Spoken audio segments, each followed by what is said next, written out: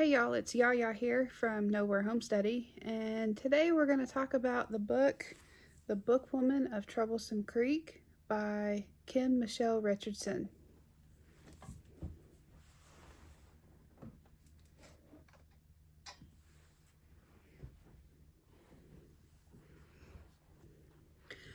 This was based in 1936. Cussy Mary was a woman of blue skin. Kind of a rare thing. It is a real thing though. Not very many people have it. I'm not sure if there's any people who actually have blue skin today, but back in the 20s and 30s there were a few people in Kentucky that had blue skin. I don't want to spoil the book, but it was a medical condition. It was not an actual skin pigmentation. But just like Black people, those with blue skin were treated as colored and were treated unfairly, and they couldn't do certain things. They had to use different restrooms, or maybe not even be able to use the restroom at all. Couldn't go into certain buildings, couldn't use certain facilities, couldn't go into certain restaurants, those kinds of things. Some of them couldn't couldn't even marry at all, let alone marry someone of a different color. Obviously they couldn't vote. They really had very little, if any, rights as a human being. It was a very sad time to be someone of color, let alone a rare color that nobody knew anything about. But this woman, her name is Cussy Mary. Cussy Mary. She manages to get a job as a pack horse librarian back in the 1930s. Cars were just coming on the market, and a lot of mountain folk still used horses to get around. And some that were really high up on the mountain didn't come into town for anything at all. A lot of them didn't have much education, and so they subscribed to the library service. It was a new service that was being offered, and what was it, the TWA, I think, that was putting women to work. So she applied for it, but she couldn't apply directly through the librarian in town because she has blue skin. She wouldn't get the job. She had to send her application to the head librarian in Frankfort, Kentucky, the pack horse librarian manager in Frankfort, Kentucky. She had to send her application there in order to even have a chance of getting the job. And for that program, she sent in the application. There was no formal interview. It was just, here's my application, here's my skills, can I have the job? So they gave her the job. And of course the ladies in the library branch were completely beside themselves that a blue got hired. But it didn't matter because she was just going to be delivering books. It's not like she was going to be the face of the library, greeting the public in town, or anything like that. So they went with it and let her do it. Other parts of the book is that her father is sick, has a bad cough, and so he also works in the mine. He is pretty sure he's getting miner's lung and knows that his days are numbered. Because he's a blue, he also gets treated unfairly at the mine. And so when they need someone to explore a new section of the mine or to go see if it's safe, they send those who they think are of lesser importance, and a blue would be of lesser importance, or a black would be of lesser importance, or those who are older and about to die anyway would be of lesser importance. So he's trying to marry her off and find a husband for his daughter to take care of her. So he's trying to find suitors to come to the house and meet her and agree to marry her. Of course, most of these gentleman callers who are not so gentlemanly are only interested in the deed of land that he's offering for taking care of his daughter. Eventually, one does agree to marry her, and his name is Charlie Frazier, and he is a kind of guy that makes Cussy Mary's skin crawl, and she begs and pleads her father not to make her go with him, but he's the only one. So, yeah, in desperation, her dad makes her go, and they get married that night. And this is one of those times when I really just wanted to just throw the book across the room, because I've been in those situations where I know I have to do something and I don't want to. With every bone in my body, I don't want to do it. And I'm sure a lot of you have had those kind of moments where I know you have to do this, and with every bone in your body, you don't want to. And I cried for her. She's crying, she's begging and pleading and praying, and she's on her knees on the ground, and her father turns her back on her and walks inside the house and closes the door and leaves her with her new husband. They ride into town, ride into somewhere, get married, which I'm surprised that actually happened, because he would then be a criminal for marrying someone of color. So I don't know how that actually took place. Anyway, that night, their wedding night, he physically abuses her, has his way with her, beats and punches her to the point that she passes out. And so in just a few paragraphs, I go from I'm so sad for her to now I'm angry for her. And again, I want to throw the book across the room, but I'm in a room full of windows, so I can't really do that. But in a twist of fate, in the middle of all that, he croaks and dies. So, he gets his just desserts. So, after a few months of healing, she's able to get back on her book route with her newly inherited mule named Junia. And Junia actually has a lot of scars from her previous owner, the husband that she was forced to be with.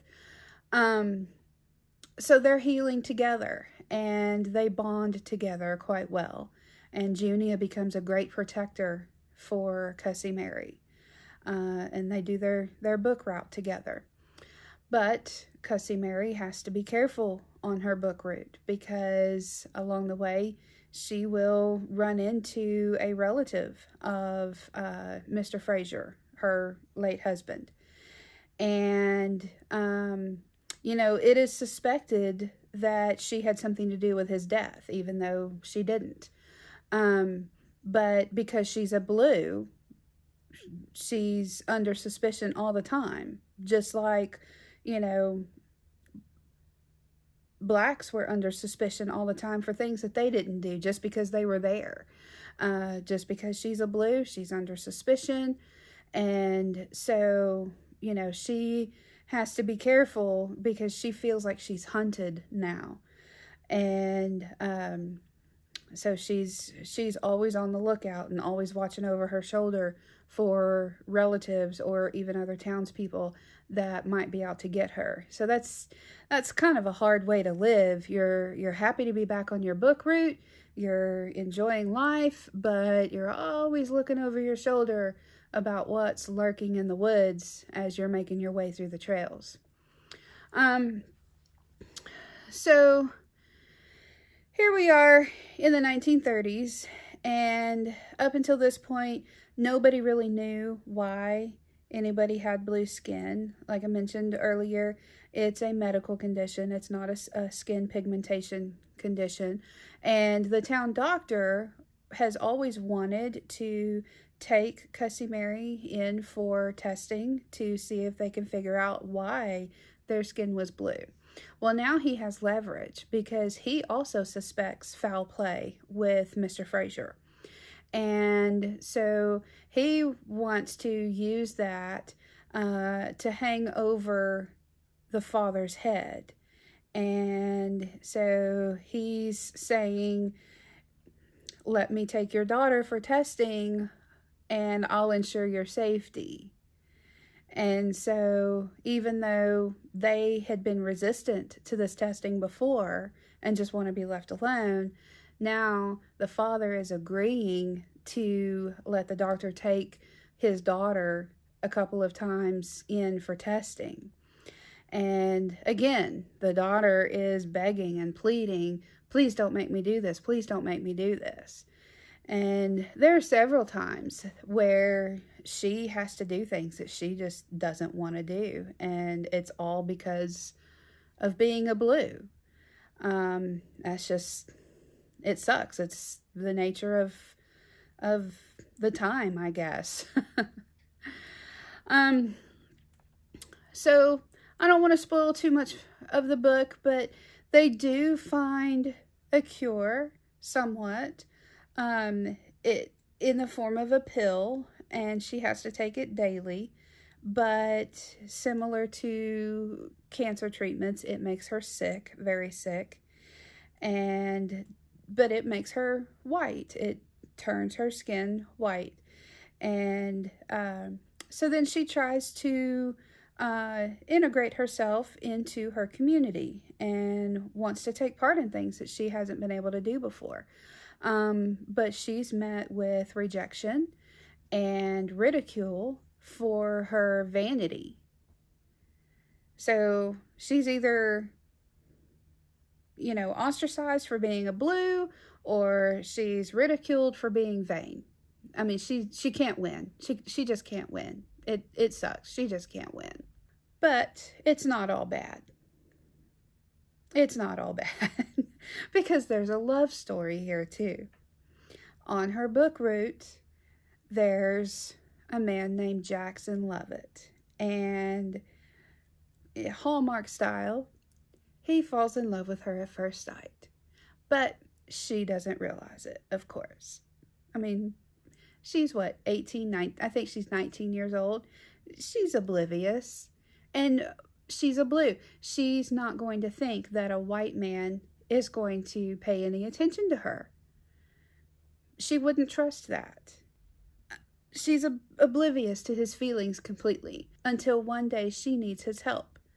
And then, of course, he is oh so willing to just drop everything and help her out.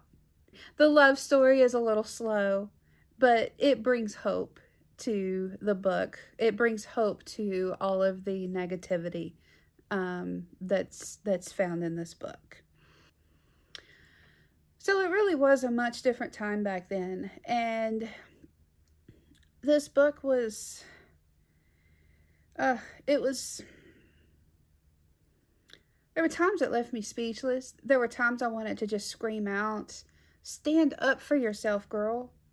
Say something. Anything.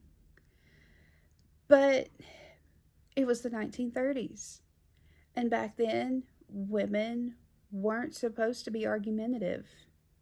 Women weren't argumentative. I mean, we're not supposed to be argumentative now, but women weren't argumentative. And especially not women of color, and definitely not a woman of blue color. But with the relationship of Jackson coming along, and as we see that unfold, that gives us glimpses of hope and hope for their future, especially if you're a Hallmark fan at all. You see that coming. You see it coming a mile away. As soon as he's introduced, you see it coming. The only thing I didn't really like about this book was the author seemed to jump back and forth a little bit between two different styles of writing. The dialogue was mainly a backwoods country speak, whereas most of the main writing was more proper English. Well, American proper English. There were times when it seemed like the non-dialogue was a little more backwoods than what it should have been, and it may have just been descriptors of that time period that I'm not familiar with, but maybe not. And so it was a little confusing and hard to flip back and forth between the backwoods speak and the better American English. Overall, though, I really enjoyed this book. Enjoyed isn't the right word. It really was a great book. Emotionally, it was a challenge just because of the content, the what a colored person, a blue person, a black person had to deal with in this time period. I haven't read much of this, and so emotionally it was really challenging for me to read. But overall it was a great read, and I highly suggest, if you're interested at all in a person of blue skin or anything in the 1930s, historical fiction, yada yada, that you check out this book. Whether you buy it or go to your local library, check it out.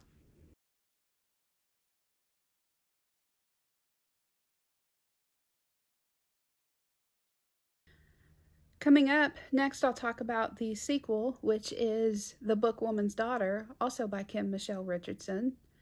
I'm excited to read that one, and we'll talk about that next.